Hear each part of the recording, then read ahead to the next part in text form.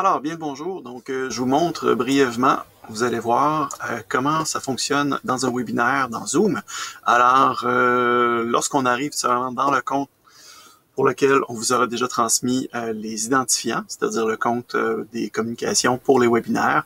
On vient tout simplement dans l'onglet webinaire. Par la suite, vous allez évidemment cibler la bonne ligne. Super important de vraiment cibler votre ligne et non pas la ligne de quelqu'un d'autre, parce que sinon, et les communications et le programme choisi par erreur seront plutôt déçus, sinon mécontents, puisque tout le travail sera à refaire, les inscriptions des jeunes inscrits également, etc. Bref, prenez vraiment le temps de vous assurer, est-ce vraiment mon programme, la bonne date? Ciblez évidemment l'heure normale de l'Est. Ne regardez pas l'heure de Zoom, mais vraiment l'heure normale de l'Est. Alors pour nous, c'est l'expérimentation, les tests, donc c'est celui-ci qu'on va ouvrir. Alors on le redémarre, normalement ce serait commencé, mais sinon donc voilà, on le redémarre, c'est parti, et ça démarre comme normalement. Alors, Join with Computer Audio, évidemment, et par la suite, voilà, on arrive dans l'espace test. Et là, comprenez bien que en premier, c'est juste pour vous préparer. Donc, tout le monde est en salle d'attente. Actuellement, il y a David Place et Sylvain Martel qui sont en salle d'attente. Et vous voyez que pour l'instant, je suis en pratique. Donc, je peux pratiquer, je peux ouvrir mes choses, je peux m'assurer est-ce que tout rouvre bien, etc. Et par la suite, lorsqu'on est prêt, on peut faire un broadcasting. Je vais juste tasser ma petite ligne, voilà. Vous voyez que dans mes participants, tant ce longtemps que je suis en pratique, je ne vois personne et aucun attendees. Donc, par la suite, je démarre le broadcast et voilà, maintenant, les gens arrivent. Et tout le monde arrive en tant que participant. Alors, bonjour Sylvain, bonjour David. Je pourrais leur permettre de parler, mais présentement, je ne les verrai pas. Alors, je pourrais à place. Donc, bonjour à David, bonjour Sylvain. Voilà. Mais je peux aller voir pour, bon, David Place, Promote Panelist. Donc, je vais lui offrir une promotion. Et même chose pour Sylvain. Voilà. Et là, à partir de maintenant, pour eux, en fait, la fenêtre de Zoom vient juste de fermer et rouvrir pour dire rejoining. Et voilà. Dorénavant, on peut les voir avec leur background. On a B52 et on a Top Secret. Donc, alors, par la suite, ben là, évidemment, je peux laisser la parole à mes collègues. Donc, David, est-ce que tu avais des choses à préciser? Rien de particulier, autre le fait qu'on est vendredi et qu'il fait beau. Mais ouais, il y a le module de clavardage à gauche pour les questions. Juste ici, que j'imagine que vous voyez ce que je viens d'écrire. Juste ici.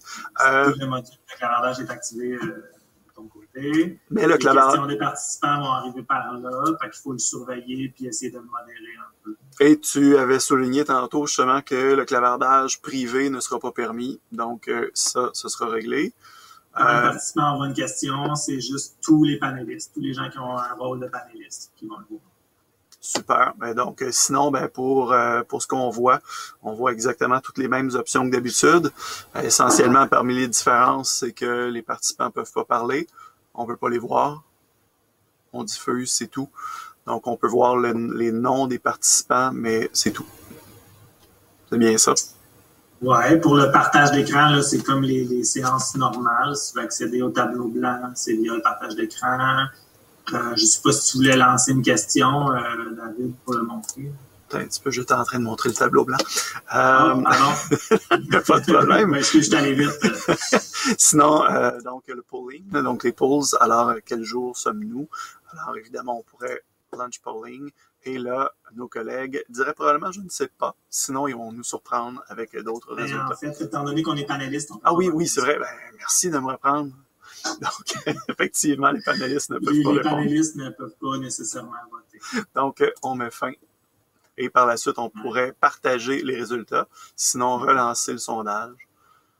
Sinon, on ferme la fenêtre. À noter que les questions, là, les fenêtres dynamiques qu'on vient de voir, apparaissent pas dans la capture. C'est le fun de dire la question à voix haute ou d'utiliser quelque chose comme le tableau blanc, par exemple, pour les afficher. Si on est à l'aise, on peut faire une capture d'écran des résultats, puis là, afficher cette capture d'écran-là en partage d'écran. C'est un peu détourné, mais ça fonctionne. Et tu disais aussi tantôt, un point important à rappeler, le chat n'apparaît pas non plus dans la vidéo.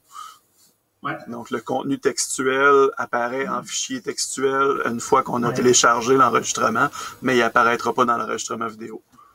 En ce moment, on voit, parce que c'est une capture complète de ton écran, mais l'enregistrement du webinaire ne comprend pas le module de clavardage qui est, pour moi, de ce côté-là. C'est la même chose quand il y a des questions ou dans la séance de questions qu'on répond à ces questions-là, c'est bon de les renommer au moins à l'oral pour que dans l'enregistrement, on comprenne ce qui se passe. Puis si on est capable de les afficher, c'est encore mieux. Absolument. Super. Est-ce qu'on avait d'autres choses à rajouter? David, Sylvain, tout va bien? Jusqu'ici, tout va bien.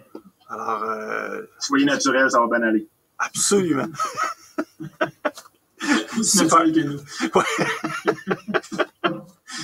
Peut-être pas de fond d'écran comme les nôtres, mais sinon... On essaie de montrer des lieux... Je vous lance un défi. Non, on fait pas ça.